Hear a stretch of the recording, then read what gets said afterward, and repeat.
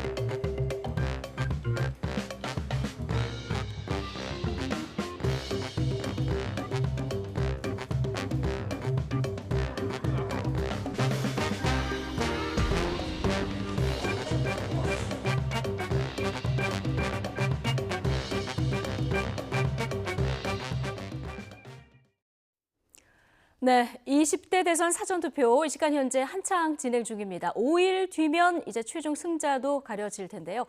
박빙 판세 속에 여야 모두 한 명의 표심이라도 더 얻기 위해서 사활을 건 총력 유세에 나섰습니다. 여야 의원 두 분과 이야기 나눠보겠습니다. 박성준 더불어민주당 선대위 대변인 그리고 이영 국민의힘 선대본부 디지털 미디어 단장 나오셨습니다. 어서 오십시오. 네, 안녕하세요. 예, 반갑습니다. 안녕하십니까. 네. 2시 현재 사전 투표율을 보니까 10.48%더라고요. 19대보다 좀 높은데 박성준 예. 의원께서도 투표하셨습니까? 예, 사전 투표했습니다. 저도 네, 9시 이영 한 반쯤에 의원님은요? 했습니다. 저도 하고요. 저희 보좌관 전부 다 했습니다. 아, 전부 다 네. 하셨습니까? 예, 뭐 캠프마다 지금 다 사전 투표 독려하는 모습인데 이제 5일 뒤면 성적표 받잖아요. 네, 네. 어떤 마음가짐이십니까? 이제 그 대선이라고 하는 것은 정말 큰 장도의 길 아니겠습니까? 예. 마지막 이제 3월 9일이 남았는데 오늘과 내일이 이제 사전 투표이기 때문에 오히려 이제 투표가 시작됐다고 좀 볼 수가 있을 것 같고요. 네. 유권자들의 표심이 이미 이제 결정이 됐다. 오늘 투표하고 또 9일에 나왔다고 하면은 이제는 이제 마지막 어떤 결정의 순간이기 때문에 네. 겸허하게 그동안에 우리가 해왔던 것들을 국민에게 진심 어리게 이제 설명하고 또 호소력 있게 다가가는 일만 남았다고 볼 수 있습니다. 네, 예. 겸허하고 진심 있게 예, 다가서겠다. 호소력 있게요. 예, 말씀해 주셨고 이영 의원님. 네, 저희도 마찬가지입니다. 안철수 후보와의 단일화가 또 극적으로 이루어졌고요. 또 각계각층에서 윤석열 후보에 대한 지지 선언이 이어지고 있습니다. 그래서 마음 하나를 가지고 똘똘 뭉치고 있다는 느낌을 받고 있고요. 그런데 마지막까지 윤석열 후보께서 말씀하신 얘기 중에 하나가 선수는 경기장에서 스코어를 보지 않는다라고 얘기하셨잖아요. 네. 그런 것처럼 결과가 어떻게 되겠다는 예측보다는 마지막 정말 끝 마침표를 찍을 때까지 겸손하고 네. 진정성 갖고 최선을 다하자 이런 분위기를 열심히 끝날 띄고 있습니다. 때까지 최선을 다하시겠다. 네. 예, 뭐 양측 모두 비슷한 각오를 보여주셨는데, 자 대선 후보들의 각오도 남다릅니다. 사전 투표 마치고 나온 대선 후보들 이야기 준비했는데요. 듣고 오시겠습니다. 촛불을 들고 광화문과 시청 앞에 모이셨던 수많은 국민들을 생각했습니다. 승리는 언제나 국민의 몫입니다. 국민과 함께 반드시 승리해서 통합, 경제, 평화의 길을 확고하게 열어가겠습니다. 대검찰청 정문을 나오면서 어느 곳에 있더라도 이 나라의 자유민주주의와 국민 보호에 최선을 다하겠다고 말씀을 드렸습니다. 이 정권을 교체하고 새로운 희망을 찾기 위해서는 반드시 해야 된다고 저는 생각합니다. 기득권 정치를 다당제 책임 연정으로 바꾸는 대전환의 선거입니다. 우리 시민 여러분들께서 소신 투표해 주시고 내 삶을 바꾸는 미래를 위한 소중한 한 표 부탁드립니다. 네, 자 이재명, 윤석열, 심상정 후보까지 보고 오셨습니다. 사전투표 장소에 담긴 의미도 좀 클 텐데 이재명 후보는 강원에서 할 거다 이런 전망도 나왔었는데 보니까 소공동 주민센터에서 네. 하셨나요? 제가 이제 중구거든요, 지역구가. 이제 중구 소공동 예, 주민센터에서 이제 이재명 후보가 사전 투표를 했는데 소공동이 그 시청광장과 아주 가까운 곳에 그렇죠. 있어요. 그러니까 우리나라 이제 민주화의 성지라고 할까요? 이제 시청광장에서 우리나라 얘기하는 어떤 민주공화국, 국민주권 시대를 열었다고 좀 볼 수가 있을 것 같고 2017년도에 이제 촛불혁명이 이제 광화문 광장에서 있었지 않았습니까? 그 의미를 좀 담았다고 볼 수가 있을 것 같고요.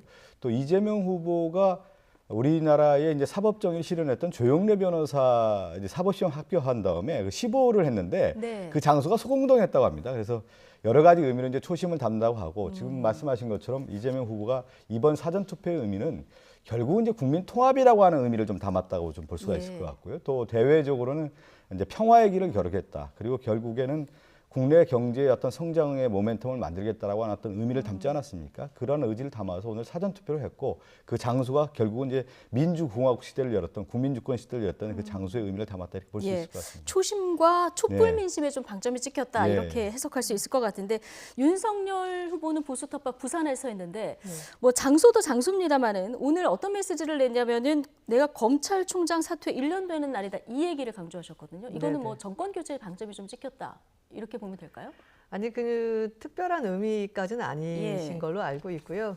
저희가 부산에서 시작하게 된 것이 어저께 단일화가 극적으로 이루어졌잖아요. 그런데 그렇죠. 오늘이 사전투표 첫날이고 해서 안철수 후보님과의 사전투표 부분 이런 부분도 내부에서 논의를 했었는데 부산 일정이 기잡혀 있던 일정입니다. 예. 그래서 너무 무리하게 모든 것을 바꾸는 것보다는 원안대로 진행을 하자라고 해서 부산에 내려가신 거거든요. 예. 그래서 뭐 보수층의 뭐 표를 직결한다 이런 큰 의미보다는 계속 그 전국을 지금 다니고 계시고 맨 마지막에는 저희가 경기 쪽에서 좀 부진하다라는 전망을 갖고 있기 때문에 경기 지역에 또 유세가 좀 집중될 일정이기 때문에 네. 그런 차원에서 부산에 기 잡혀 있던 일정을 소화하시면서 사전 투표를 하신 겁니다. 그렇군요. 유세 일정에 따라서 그냥 부산에 계셨기 때문에 이제 부산에서 뭐 네네네. 투표를 하셨다 네. 말씀을 해주셨고요.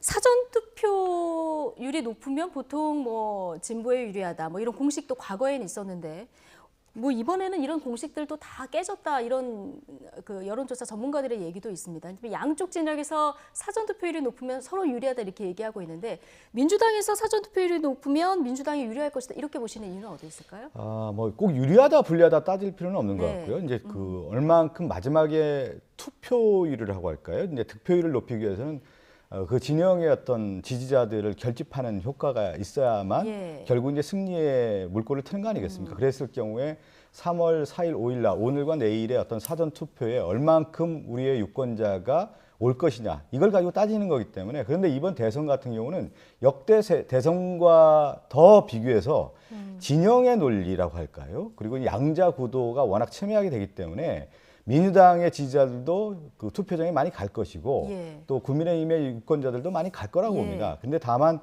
이번에 이제 사전 투표율에 반영됐을 경우에 우리가 그동안에 세대 투표 얘기를 많이 하는데 과거에는 이제 지역주의 투표, 이념의 투표를 가지고 잣대를 가지고 이제 평가를 했다고 하면은 이번에 이제 특이한 현상 중에 하나는 30대, 40대, 50대라든가 특히 이제 20대, 그다음에 이제 60대 이후 이런 투표층을 가지고 이제 분석을 많이 하지 않습니까? 그랬을 경우에 이제 사전 투표를 했을 경우에 얼만큼 세대 투표가 나왔을 거냐를 가지고 본다고 하면은 네. 상당히 어느 지역 어느 후보에게 유리할 것인가 그것은 좀 나올 거라고 봅니다. 예. 자, 이용 의원님은 어떻게 보십니까? 예전에는 사전 투표율이 높으면 저희 당은 좀 불리하지 않나라는 얘기를 많이 했습니다. 이유는 2030 이렇게 청년층 중심으로 사전 투표가 많이 이루어졌거든요. 근데 아시는 것처럼 지금 2030의 이 윤석열 후보에 대한 지지율이 굉장히 높은 편입니다. 세대 구분으로 지어도 이재명 후보보다 윤석열 후보를 더 지지하고 있거든요. 그래서 저희가 예상하는 것은 사전 투표율이 높으면 불리하지는 않겠다 이번에 이렇게 보고 있고요. 뭐 감히 유리하다 이렇게까지는 아직 전망하고 있지는 않습니다. 근데 예. 조금 더 이제 면밀히 좀 들어가 보면 네. 지금 이제 세대 투표의 성향이 있고 그 동안에 이제 민주당 같은 경우는 이제 서울 지역에서 이번 대선에서 가장 중요한 지역이 이제 중도 수도권 중에 이제 서울, 뭐 청년층 이렇게 얘기를 많이 하는데 특히 서울에서는 지난해 이제 4.7 보궐선거에서도 상당히 우리가 좀 뒤졌습니다. 어려웠고요. 예. 또 이제 부동산 이슈와 더불어서 서울 민심에서는 뒤졌다는 평가가 있었는데 요 근래에 좀 근접했다라고 하는 부분이 있는데 그랬을 경우에 이번 사전 투표율에 서울 투표율이 얼만큼 나오는지 좀 봐야 될 것 같고요. 또 하나가 이제 하나 살펴볼 필요가 있는 것이 경기도가 상당히 이재명 후보의 텃밭이었기 때문에 예. 경기도의 사전 투표율 얼만큼 되느냐에 따라서 이 투표의 성향과 또 유불리를 좀 따져볼 수는 있을 것 같습니다. 예. 그래서 이재명 후보는 서울 포함한 수도권 유세에 지금 그렇죠. 집중을 하는 예, 예. 이런 모습인데, 자, 이번 대선 참 이래저래 굉장히 독특한 이런 모습들이 많이 보이는 상황입니다. 누가 당선이 돼도 지금 영선의 후보가 당선이 되는 거고요. 또 배우자 논란도 이례적으로 많았는데 오늘 그 사전 투표 모습을 보면 후보들은 다 투표를 했고요. 근데 보통은 배우자하고 동반해서 투표를 하는데 저희가 화면으로 이제 보시겠습니다만은 심상정 후보만 배우자 동반으로 투표를 이렇게 한 상황이고요. 이재명, 윤석열 후보는 이제 혼자 가서 투표를 하신 이런 모습이거든요. 박성주 의원님 어떻게 보셨습니까? 지금 이제 그 후보의 일정이요 워낙 그 빠듯해요. 지금 보면 이제 지역 일정도 오늘 같은 경우도 지금 남양주에서 유세를 하고요, 또 광진에 가서 유세를 하고 또 강동 유세하고 또 그 지역 일정이 빠듯한데 아마 이제 오늘 오전에 이제 후보의 일정에 맞춰서 투표를 했을 것 같고요. 네. 또 김혜경 여사는 저도 이제 사실 어디 투표를 했는지 저는 파악을 못했는데 예, 예. 사전 투표를 하지 않겠습니까? 네, 예, 예. 사전 투표 했을 것이다. 이제 예. 오늘 아니면 내일 하겠죠. 뭐. 아, 예. 예. 그 투표를 했는지는 제가 파악을 못했습니다. 알겠습니다. 저희도 이제 찾아보려고 했는데 예. 아직 그 언론에 사진이 나온 것은 없었고요. 김건희 씨 같은 경우는 오늘 사전 투표를 했는데 네. 빨간 머플러에 빨간 양말까지 신고 네, 나왔더라고요. 그렇습니다. 오늘이 첫날이고요. 지역적으로 두 분이 다른 곳에 계시기 때문에 같이 하지는 못했습니다. 근데 오늘 사전 투표를 하시기로 어저께 결정이 났었고요. 네. 네, 비공개로 조용히 치르려고 했었는데 예. 정말 언론에서 이 정보망이 빠르시더라고요. 저녁 때 되니까 저희 선대위가 구체적으로 어떤 방법으로 좀 이것을 그 사전 투표하신 결과를 국민들께 알려드릴까를 논의하고 있는 도중에 이미 신문에 났더라고요. 그래서 아마 오늘 언론에서 취재가 바로 들어간 걸로 알고 있습니다. 네, 알겠습니다. 김혜경 씨가 투표하러 오실 때는 또 파란 머플러를 두르고 나오실지 이 부분도 좀 주목해서 보면 재미있을 것 같고요. 사전 투표 전에 재외 투표 이미 지금 끝난 상황이잖아요. 근데 몇 시간 차 타고 또 비행기 타고 오셔서 투표를 하신 분들도 있는데 지금 재외 투표가 끝난 이후에 사퇴한 후보들이 2명이나 생겼습니다. 김동연 그러네요. 후보도 예. 사퇴했고 안철수 후보도 사퇴를 하면서 이제 이거는 사표가 된 거잖아요.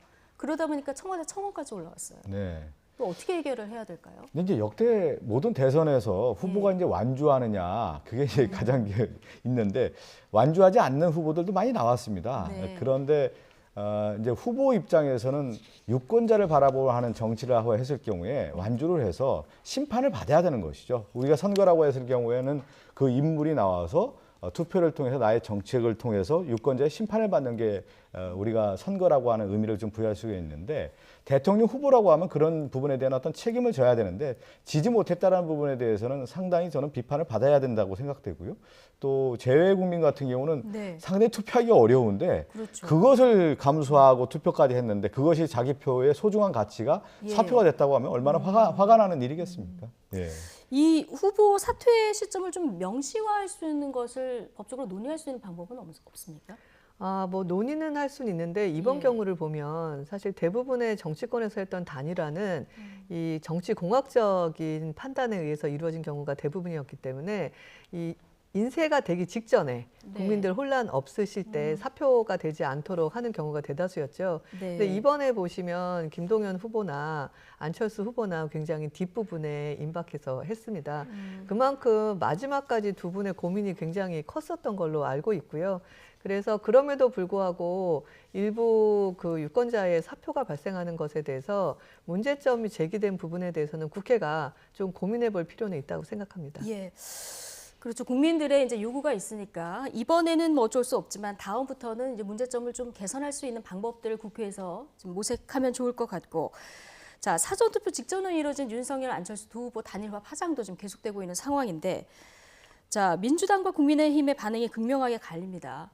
자, 민주당은 지금 야합이다 이렇게 보고 계신데 이재명, 김동연 후보도 연대를 했는데, 자, 이 단일화를 야합이라고 보는 이유는 어디에 있을까요? 차이가 좀 있는 거죠. 이제 우리가 이재명 후보와 김동연 후보는 어떤 거였냐면 이재명 후보는 이제 대선 과정에서 통합 정부를 얘기하지 않았습니까? 통합 정부의 큰 틀에 있어서는 권력을 좀 나눠 갖자. 그리고 책임 총리제라든가 또 선거 제도의 개혁이라든가 다당제라든가 예. 제3의 정당에 대한 어떤 출연이라든가 특히 이제 권력 지형에 있어서의 어떤 비례대표제를 강화한다든가 이런 얘기들을 계속 해왔고요. 또 그거에 대해서 이제 김동연 후보 역시 정치 개혁이라고 하는 측면에서 얘기를 해왔고 이재명 후보와 또 김동연 후보는 같이 토론회까지 하면서 정책에 대한 어떤 접점들을 찾아갔던 과정이 있었습니다. 예. 그러면서 이 접점에서 국민들이 바라볼 때 이재명 후보와 김동연 후보는 정책 면에서 유사한 점이 있고 서로 가치가 협력할 수 있다. 비슷하다. 그렇죠. 가치 예. 연대를 할 수 있다라고 하는 부분, 정책 연대를 할 수 있다는 부분이 이미 예측 가능한 부분이 있었다라는 거죠. 그러니까 청사진을 그렸던 부분이 있는 반면에 네. 윤석열 후보와 그 안철수 후보의 지금 이제 뭐 단일화라고 할까요? 제가 볼 때는 이제 흡수한 건데 네. 실제 그러면 무엇을 하겠다라고 하는 내용은 없었고 정치 공학적인 어떤 측면에서 나왔고 지금 얘기 들어보면 어쨌든 좀 이익을 배분하는 정치였지 않느냐. 그렇기 때문에 이재명 후보와 김동연 후보는 과정상에서 만들어져 왔고 그것이 이제 결과로 도출된 반면에 단순하게 윤석열 후보와 안철수 후보의 단일화 같은 경우는 자신들의 생존 전략인 거죠. 지금 시점에서 자기들의 정치적인 어떤 확대를 위해서는 생존하기 위해서는 단일화가 예. 필요했다라는 그런 마음 때문에 지금 했다. 이거 분명히 차이가 있는 것이죠. 예, 그러니까 가치를 같이 하는 사람들의 연대, 한쪽은 정치공학적 연대라서 차이가 있다 이런 말씀이신데요. 어떻게 보십니까? 저는 전혀 동의할 수가 없는 게 그 이재명 후보랑 김동연 후보의 그 연합이 이런 이유입니다라고 지금 열거해주셨던 모든 이유가 사실 안철수 후보랑 윤석열 후보의 연대랑 동일하거든요. 예. 다만 그 가치를 오랫동안 서로 맞춰봤다는데 밖에서 봤을 때는 이 약간 지지율이 떨어지니까 주말에 급하게 다들 모여서 의원총회 해가지고 결론을 내셨어요. 근데 더불어민주당 같은 경우는 180석을 갖고 계셨고 무려 2년 동안 그 의회에서 충분히 그러니까 문재인 대통령께서도 대통령 되시기 전에 내가 대통령이 된다면 정치 혁신을 이런 식으로 하겠다 하고 다양한 의견들을 얘기를 하셨거든요. 그것에 대해서 단 한 번도 아젠다로 힘 있는 180석을 갖고 있는 더불어민주당은 올린 적이 없어요. 다만 선거에 임박해서 그것도 주말에 급하게 그냥 어떻게 국민들 눈에는 그들만의 의원총회를 해서 결론을 내신 거거든요. 차이가 있다면 우리 윤석열 후보랑 안철수 후보도 계속 같은 얘기를 했습니다. 정권 교체해야 되고 정치 개혁해야 되고 다만 우리는 어느 날 주말에 다들 모여서 의원총회로 결과를 말씀드린 게 아니라 비공식적이었지만 굉장히 많은 그 회동을 하면서 어떤 식의 정치를 할 건지를 말씀을 드렸어요. 그리고 결과적으로 뭐 협약서를 낸다던가 자리를 배분하던가 이런 것이 지금 전혀 진행되고 있지 않습니다. 그것만 봐도 진정한 가치의 연대가 어느 쪽인지 국민들이 파악하실 수 있다고 저는 생각합니다. 역대 대선에서 DJP 연합 같은 경우는 이제 김대중, 김종필의 공동정부 구상을 네. 보면은 내각제를 기반으로 해서요. 내각 구성을 예를 들면 그 당시 IMF였기 때문에 자민련의 경제 부분을 만든다든가 국방 부분을 만든다든가 예. 이렇게 구체적으로 나왔던 안들이 나오는 겁니다. 그것이 연합인 것이죠. 사실은 단일화였고요. 근데 지금 같은 경우는 안철수 후보와 윤석열 후보가 도대체 무엇을 하겠다라고 하는 부분, 그냥 단순하게 정치 권력 교체하겠다라는 내용하고 정치 개혁을 하겠다라는 내용인데 지금 내용을 보면 합의 내용들을 보면 통합정부에 대한 얘기라든가 인수위 내용이라든가 이런 게 있지 않습니까? 합당에 대한 내용이 3가지 정도 나온 건데 네. 이건 예의가 아닌 거예요, 국민에 대해서. 저 정도 한다고 하면은 구체적인 어떤 일정이라든가 무엇을 하겠다라고 하는 내용까지 합의 각서라든가 이걸 국민에게 알려줘야 되는 것이죠. 그래야만 국민들이 그것을 판단을 하고 유권자들이 이러한 공동정부를 운영하겠구나라고 하는 예측 가능성을 줘야 정치의 그 올바른 태도인 건데 단순하게 둘이 만나서 물밑 대화하고 이런 부분을 이렇게 하자라고 하는 것에 대한 정보에 대한 공유를 국민에게 알려주지 않았다라는 부분에 대해서는 그렇기 때문에 야합이라고 하는 얘기가 들리는 것이죠. 예, 알겠습니다. 전혀 동의드릴 수가 전 없는 것이 어떤 과정이 있었는지를 생략한 채 의원총회 하나만으로 결과를 쭉쭉쭉 얘기를 하셨거든요. 그렇게 말을 해서 대한민국의 정치에 혁신이 일어날 수 있다라면 100번도 할 수 있다고 생각합니다. 이번에 보시면 상당 부분의 말을 아끼면서 대아젠다, 정치개혁하겠다, 새로운 정치를 열겠다, 우리 둘의 믿음으로 시작하겠다는 얘기를 하시고 정말 긴 시간 숙고로 그 결과를 국민들 앞에 말씀드리겠다라고 하고 인수위에서 그 부분을 하나하나 굉장히 정교하고 깊이 있게 논의하겠다는 얘기를 드렸습니다. 네. 저는 국민의 한 사람으로서 봤을 때 누가 더 진실성 있게 이 문제의 해결을 결론으로 가져가려고 하는지 전 다른 의견을 국민들이 가지실 거라고 생각합니다. 알겠습니다. 자, 선거 이후에 양당 합당 문제 포함해서 어떤 게 진행이 될지 조금 뒤에 다시 조금 얘기를 해보도록 하고요.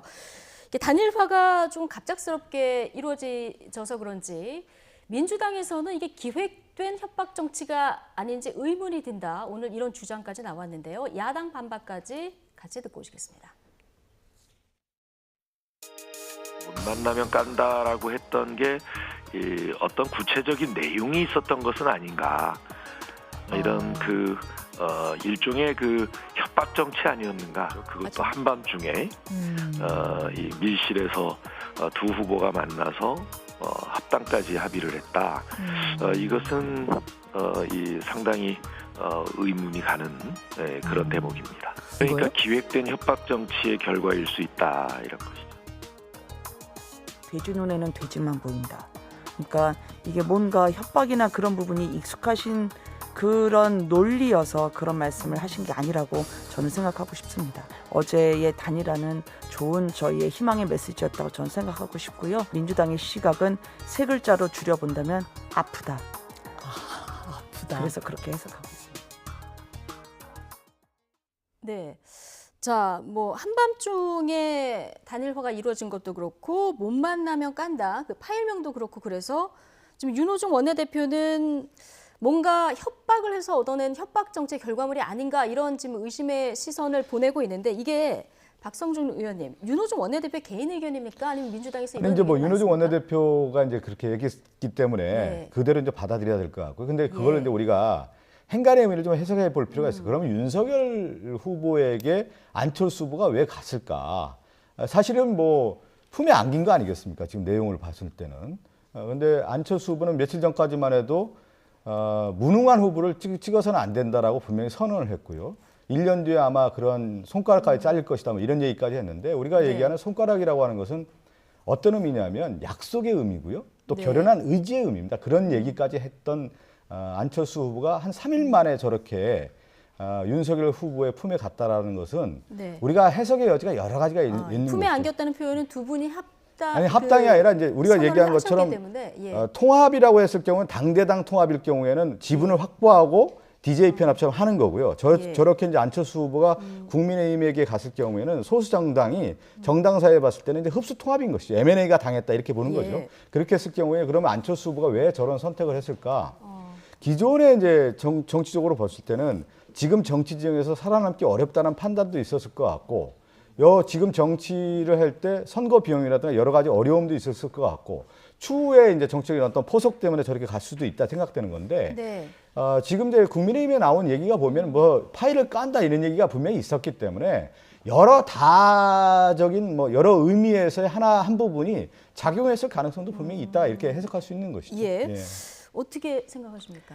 생각하는 것보다 제가 알고 있는 것을 좀 설명드리면 좋을 네. 것 같아요. 파일을 깐다 부분도 저희가 그날 선대위가 완전히 발칵 뒤집어졌었는데 그 관련해서 뭐 의원님 비서관이 수기처럼 좀 정리를 했습니다. 네. 근데 새로운 파일에 쓴 게 아니라 2017년도 파일에다가 덮어쓰기를 했거든요. 예. 근데 아래 한글에 이 속성이라는 부분이 있는데 그게 들어가서 지정하지 않으면 맨 처음에 첫 줄이 그냥 자동으로 입력됩니다. 예.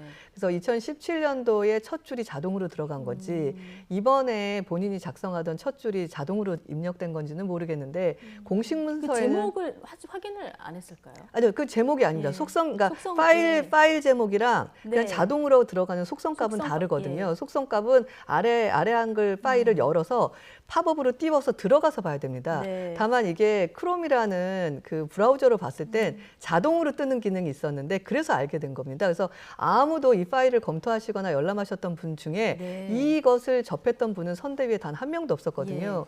그래서 그 실무자에 대한 질책이 좀 이루어졌었고요. 왜 이렇게 본인이 사족으로 썼다 지웠다를 하면서 자동으로 들어가게 했느냐 네. 이런 게 있었고요. 그다음에 다시 단일화로 보면 이태규 의원께서 그러니까 그 상임 그 선대 본부장이시죠. 무려 2차례에 걸쳐서 굉장히 심하게 인터뷰를 하셨습니다. 만약에 후일에 뭔가 정치공학적인 계산이 있었다라면 그렇게 강하게 얘기하지는 못하셨을 겁니다. 네. 그럼에도 불구하고 이렇게 극적인 일이 가능했던 게 뭐냐면 실무자들 외에 두 후보님의 만남은 단 한 차례도 이루어지지 않았었고요. 윤 후보께서 그런 말 하지 않으셨습니까? 신뢰가 있다면 10분만 해도 단일화는 된다. 그래서 그 얘기를 계속 전달을 했는데 그렇게 전달을 메신저를 통해서 할 건 아니다라는 결단을 네. 최종 내리셨고요. 그래서 마지막에 다양한 루트로 직접 연락을 하셨습니다. 그리고 둘만 한번 이 문제에 대해서 진짜 처음부터 끝까지 한번 얘기를 해보자.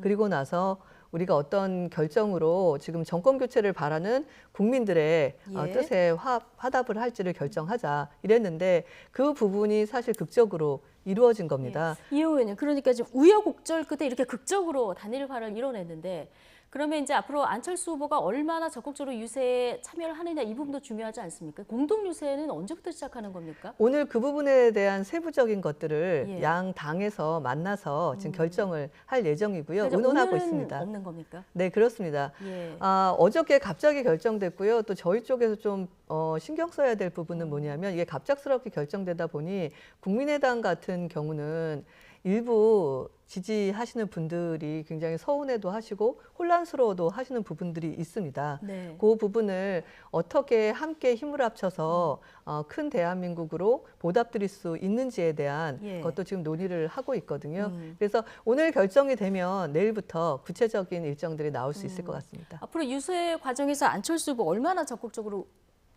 움직일 거라고 보십니까? 근데 안철수 후보가 이제 이제 정치 입문이 이제 2011년부터 이제 2012년 대선에 출마하지 않았습니까? 네. 근데 2012년도에 안철수 후보가 내세웠던 것은 새로운 정치, 이제 새 정치에 대한 그 당시 시대적인 어떤 요구에서 안철수 후보가 이제 등장을 했었는데 2012년도에 이제 문재인 후보와 단일화를 하지 않았습니까? 그런데 그 당시에도 박근혜 정부가 들어서기 전에 이명박 정부에 대한 이명박 정부에 대한 그 정권 심판이 매우 높은 상황이었단 말이죠. 그런데도 안철수 후보와 이제 문재인 후보가 단일화했는데 결국엔 이제 안철수 후보가 그렇게 적극적으로 돕지는 않았단 말이에요. 그러면서 박근혜 후보가 이제 승리하는 그런 모습이었는데 저는 이제 안철수 후보가 이번에 이제 단일화해서 이제 유세를 했을 경우에 얼만큼 효과가 있느냐 그런 질문인데 이런 건 이제 분명히 봐야 될 것 같아요. 뭐냐면 이제 안철수 후보가 정치 입문에서 한 10여 년 지난 시점에서 일관되게 안철수 후보의 모습은 뭐였냐면 기득권 정치를 타파하고 다당제를 통해서 실질적으로 국민에게 다가가는 어떤 정치를 하겠다 이렇게 얘기를 해왔는데 그러한 모습과는 완전히 다른 모습이죠. 그러니까 다당제에 대한 얘기를 실질적으로 자기가 부인하면서 합당하겠다라는 얘기라든가 그리고 실제 이제 기득권 정치에 이미 들어가는 어떤 모습이다 보니까 과연 유세 현장에서 안철수 후보의 진심이 이제 전해질 수 있겠느냐. 그리고 이제 윤석열 후보의 전형적인 어떤 정치의 모습은 국내 통합이 아니라 분열의 정치거든요. 그러니까 갈라치기를 하고 정치 보복하겠다 이런 모습이고, 또 남북 관계에서는 어떤 평화의 큰 물결이 아니라 선제 공격하겠다. 이러한 큰 흐름에 있어서의 볼 때는 구시대적인 어떤 정치의 모습이기 때문에 과연 안철수 후보가 그동안에 주장했던 새 정치에 대한 모습이 오히려 구시대 정치에 함몰되는 그러한 모습이기 때문에 만약에 윤석열 후보, 안철수 후보의 유세 현장이 얼만큼 시민들에게 진심으로 다가갈 수 있겠느냐. 예. 그 부분에 대해서는 저도 좀 의문표를 던집니다. 유세 현장이 적극적으로 나오더라도 이게 어떤 효과로 이어질지는 좀 그렇죠. 지켜봐야 네. 된다는 말씀이시고. 아니 그 부분에 대해 예. 제가 조금 첨언을 드리면 뭐 지금 구시대 유물이다라고 얘기를 하셨는데 지금 나오는 지지율을 보시면 상당수의 국민들은 그 의견에 찬성하지 않기 때문에 윤 후보를 지지하고 계신다고 보고요. 다단계를 통한 정치 혁신에 대한 뜻을 안철수 후보가 완전히 접었다고 전 개인적으로 생각하지 않습니다. 그럼에도 불구하고 양당이 논의를 할 때 단일화까지 갈 수 있었던 가장 큰 이유는 안 후보님 같은 경우는 내내 말씀하신 게 시대적으로 지금 4차 산업혁명 큰 전환기입니다. 100년의 국익을 결정하는 부분에 있어서 너무 정치가 네거티브로 매몰되는 것에 대해서 과학기술이라는 부분으로 다시 한번 대한민국을 세워야겠다라는 얘기를 유세 중에도 많이 하셨고요. 이번에 단일화에 있어서도 지지자분들의 실망과 반대도 있겠지만 그것을 다 극복하고 아젠다 중심으로 국민의힘에 큰 역할을 하고 싶다라는 뜻을 전개하셨습니다. 네. 그래서 유세 때 뭐 행동이나 뭐 몇 번 더 출연을 하시고 이런 것보다 어떤 식으로 국정을 운영하겠다라는 컨텐츠 부분에 대한 기여나 신경을 가장 많이 쓰고 계시고 있다라고 보고요. 예. 그것이 인수위에도 가장 큰 비중으로 반영하고 싶다라는 의견을 피력하셨습니다. 그래서 그 부분으로 합동 유세를 준비하고 있습니다. 네, 다당제가 신념인데 이 신념을 포기했다고는 생각하지 않는다. 안철수 후보가 이런 네. 말씀을 해주셨는데, 그러면 이제 대선이 끝나고 나서 국민의힘과 국민의당 합당부터 시작해서 이게 화학적으로 결합이 잘 될지 이 부분도 관심이지 않겠습니까? 이준석, 안철수 공동대표설도 나왔는데 네. 이준석 대표 바로 일축을 했어요. 네. 맞습니다. 그러니까 지금 저희 단일화가 기존의 단일화랑 굉장히 다른 게 지분을 나누거나 자리를 나누거나 어떤 조건을 정하는 것이 지금 단 한 줄도 없습니다. 그게 다 정해졌는데 비공개로 오픈이 되지 않는 게 아닙니다. 실제로 그런 부분을 굉장히 통 크게 두 분이 결정을 하셨기 때문에 그런 구체적인 것들이 어떤 일들을 대한민국을 위해서 할 것이냐가 정해지면 네. 그것에 따라서 직이든 일이 뭐 자리든 만들어질 것 같거든요.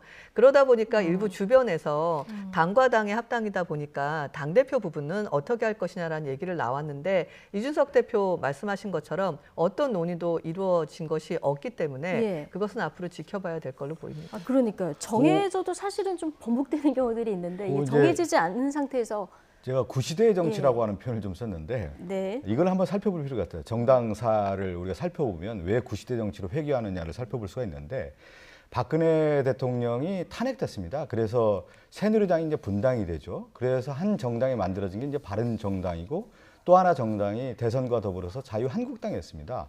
근데 바른정당이 살아남기 어려우니까 안철수 정당이 국민의당과 합당을 해요. 그게 아마 바른미래당인가 그럴 겁니다.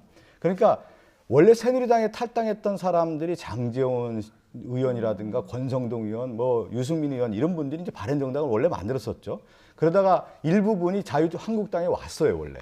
그러다 다시 이제 바른미래당에는 유승민 의원과 안철수 후보가 정당을 만들었습니다. 이준석 대표가 거기에 있었던 겁니다. 그런데 거기에 불협화음이 나서 서로 깨졌던 겁니다. 이 정당의 구조를 보면 과거에 있었던 사람들의 집합체로 다시 이제 회귀하고 있다. 그런 모습이죠. 그러니까 새로운 정치에 대한 어떤 담론을 만들어낸 정당이 아니라 구시대 정치의 회귀로 돌아가는 퇴행적 행보라는 말씀을 제가 드리는 겁니다. 그런 차원에서. 근데 알겠습니다. 네. 국민의힘의 의원 중에 절반 이상이 초선 의원입니다.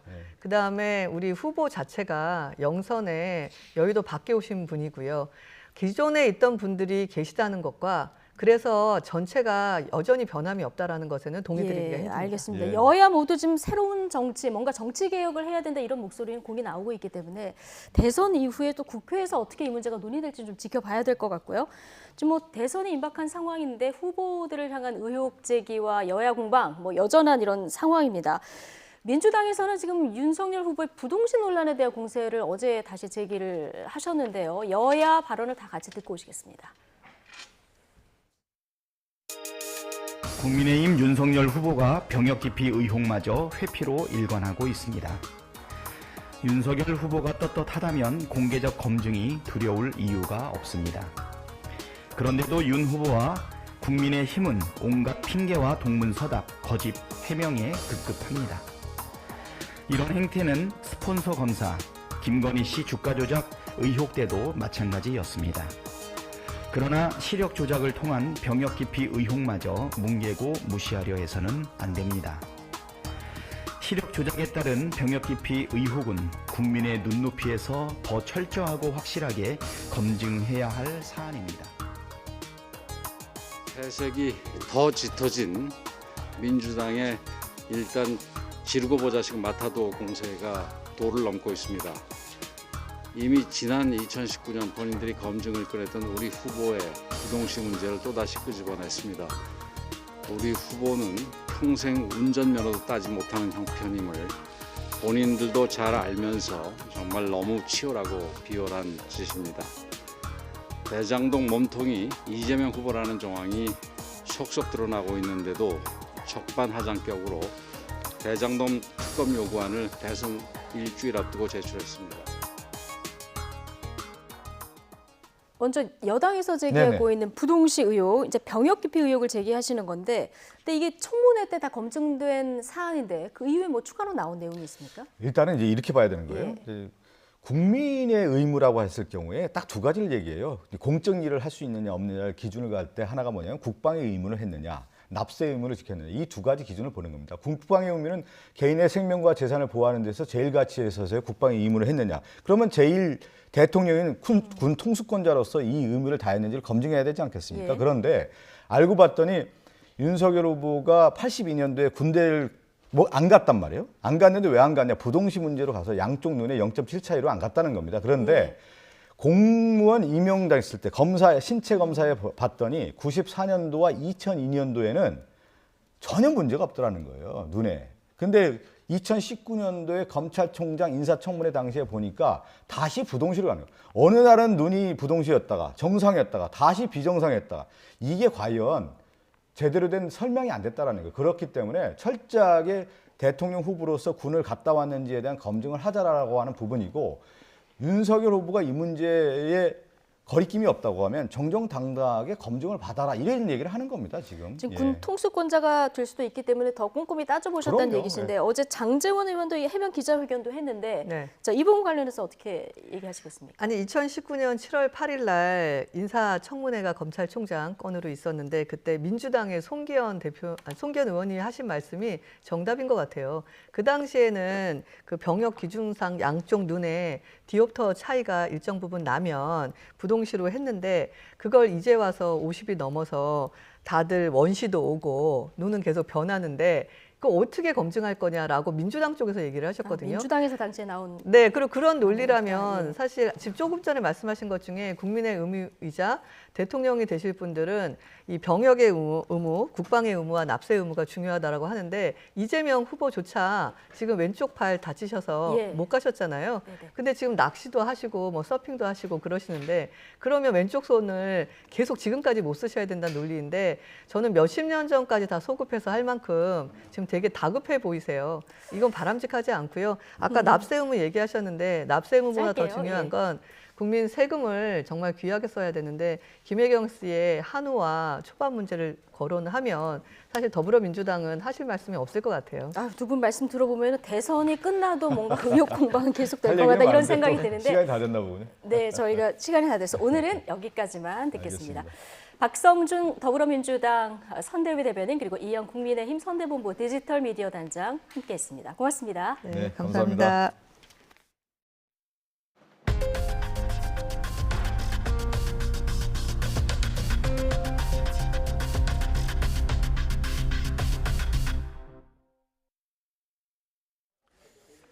코로나19 장기화 속에 치러지는 유례없는 대선 사전투표가 오늘부터 시작됐습니다. 재택 치료자도 100만 명에 근접한 상황.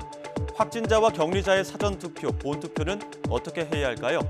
간단하게 정리해드립니다. 일단 확진자 사전투표는 내일부터 가능합니다. 내일 오후 5시 이후에 외출할 수 있고 6시 전에 투표소에 도착해야 합니다. 투표소까지는 반드시 도보, 자차, 방역 택시를 이용해야 하고 대중교통은 금지됩니다. 본 투표일인 9일엔 사전투표와 달리 오후 6시 전에 도착할 필요는 없습니다. 당일 확진자 투표 시간은 오후 6시부터 7시 30분까지니까요. 본 투표 하시는 분들은 이 점 유의하셔야겠죠. 그리고 투표가 끝나는 즉시 귀가하셔야 하는 점도 잊지 마시기 바랍니다. 투표 과정은 이렇습니다. 투표 사무원에게 확진 격리자임을 밝히고 보건소에서 받은 확진 관련 안내 문자 등을 제시합니다. 그 다음 손소독과 양손에 비닐 장갑을 착용한 후에 마스크를 잠시 내려 신분증을 확인받고 본인 여부 확인서를 작성합니다.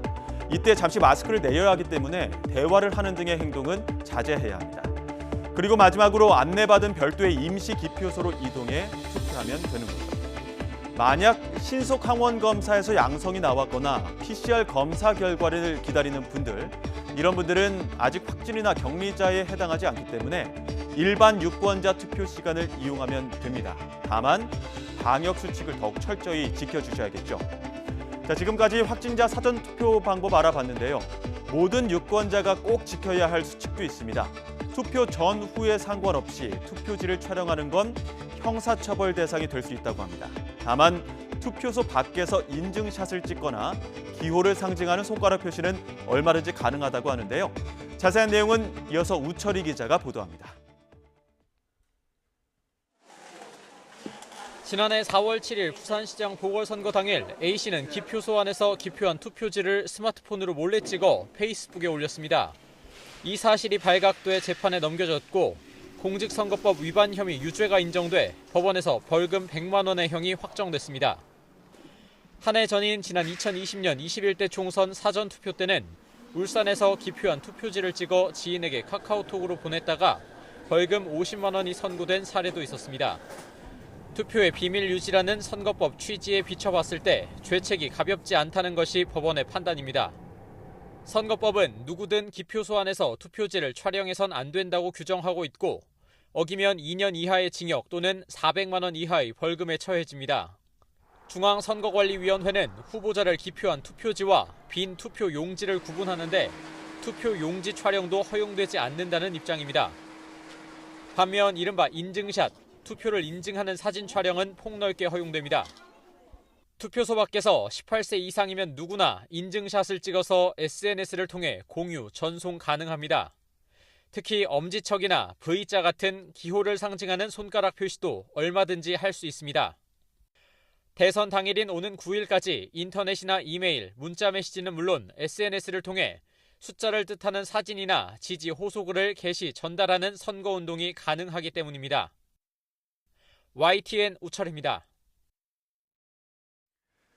유럽 최대 규모인 우크라이나의 자포리자 원자력 발전소가 러시아군의 공격을 받아 한때 불이 나는 아찔한 상황이 벌어졌습니다. 안드리 투주 자포리자 원전 대변인은 러시아군의 공격으로 자포리자 원전에 불이 나 유럽 최대의 원전이 실질적인 핵 위험의 위협을 받았다고 말했습니다. 우크라이나 소방당국은 현지 시각 새벽 6시 20분쯤 원전의 훈련 빌딩에 발생한 화재를 진화했으며 인명피해는 없었다고 밝혔습니다. 이와 관련해서 원전 부근의 방사능 수치가 올랐다는 외신 보도가 있었지만 IAEA 국제원자력기구는 트위터를 통해 방사능 수치에는 변화가 없다고 우크라이나 당국이 알려왔다고 밝혔습니다. 러시아의 우크라이나 침공과 관련해서 세계 각지에서 비트코인과 이더리움 등 가상화폐를 이용한 기부가 우크라이나로 밀려들고 있습니다. 지난달 24일 러시아의 침공 개시 후 우크라이나 정부와 현지 비정부 기구에 기부된 가상화폐가 약 10만 2천 건에 총 5,470만 달러, 우리 돈 약 661억 원어치라고 미국의 CNBC가 블록체인 분석업체 엘립틱을 인용해 보도했습니다.